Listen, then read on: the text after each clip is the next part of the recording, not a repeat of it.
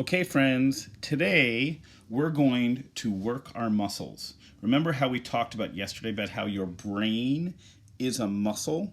Well, we're going to work our brain muscles because today we're going to practice some reading, some spelling, and some math. We're going to talk about language arts. Did you know that IXL is more than just math? There's also language arts. Come on, and I'll show you. Here we go. First of all, let's go to Seesaw and see what our assignment is.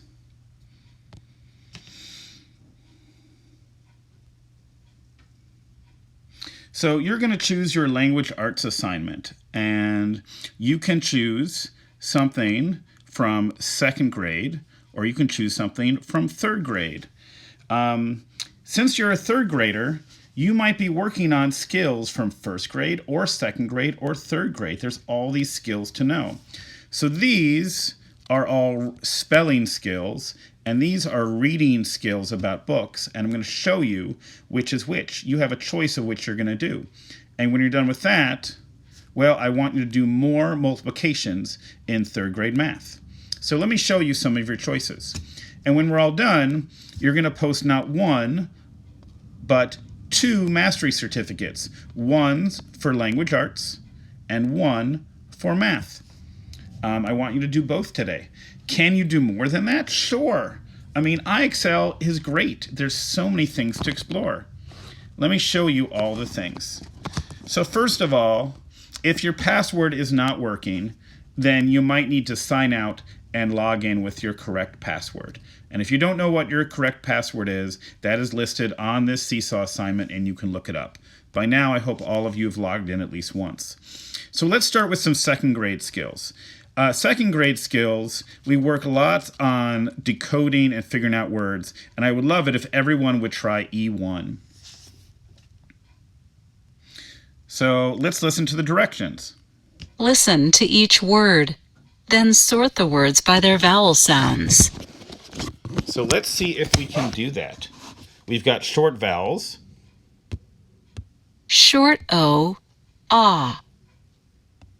Long O, O. So let's see. Roach, smoke, drop. I'll start with roach. Roach. Short O, ah. No. Roach. That doesn't sound right. Long O, O. Roach. Oh, that fits. Great. I'm going to leave it there. Let's try the next one. Smoke, drop.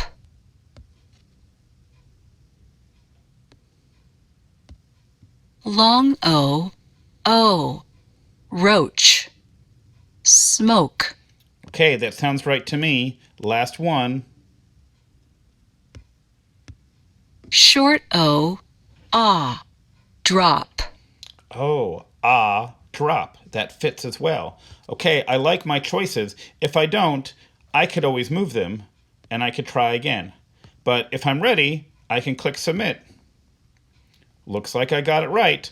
And I can do a lot of these. All these will be pictures and their sounds, and I can sort their sounds. Now, if that's a little bit too easy for you, and you want to do a little bit more, we could go all the way to E7. Let's try E7 out. Sort the words by their vowel sounds. Short E, eh. Long E, E. Let's see. Creek, E. Beak, E. Scent, oh, that doesn't fit. Treat, E. Let's try that again. Long E, E. Creek, beak, treat, E. That fits. Short E, eh. Scent, very good. Looks like I got it. So I could complete either one of these two, and that could be my work for today. So you have a choice of anything in short and long vowels, because I want to make sure you understand vowels and you understand how to spell and read them. These are really important skills, and if you can't do this yet, you shouldn't move on to the third grade topics yet. But for some of you who already mastered that, let's see what else you can do. So the 3 choices I'm giving you today are point of view, distinguished character's point of view. Wow, this looks like a lot of work. I'll let you look through this. This is for someone who really wants a challenge. The number one thing I would like you to try is story elements, because this is what we're working on really for the next month. I want to make sure you understand setting, character, plot, problem, solution. It's what we're talking about today with Last Stop on Market Street. Let's take a look.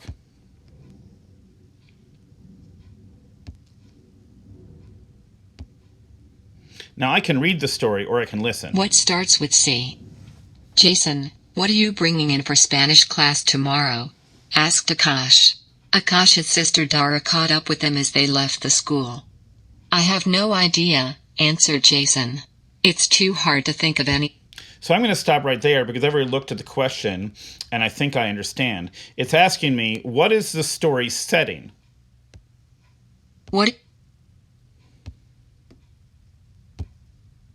Now, if you don't know what the setting is, a setting is a place where a story takes place. Where and when. Is it a school, a village in Mexico, a street in Spain, or Jason's home? And let's see.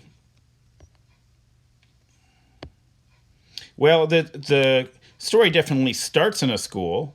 I'm going to start that. Let's see if that's correct. Now let's see the next question. It's saying, who is the main character in the story? And again, it's the same story. And I can scroll through with my finger on this blue bar, and I can read the whole thing on my own. Now, if I'm having trouble reading it, I can click this, and I can have it read to me. It certainly seems like Jason is the main character because his is the first word in the story. What starts with C? The first word is Jason.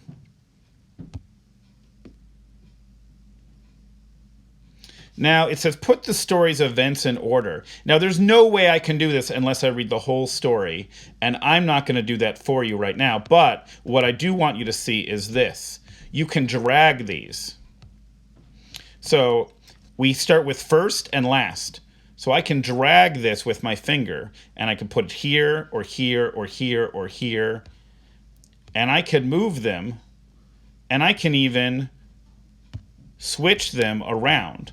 So I just want to remind you, you can do a lot with your finger, and you don't want to click this submit bar until you're 100% sure.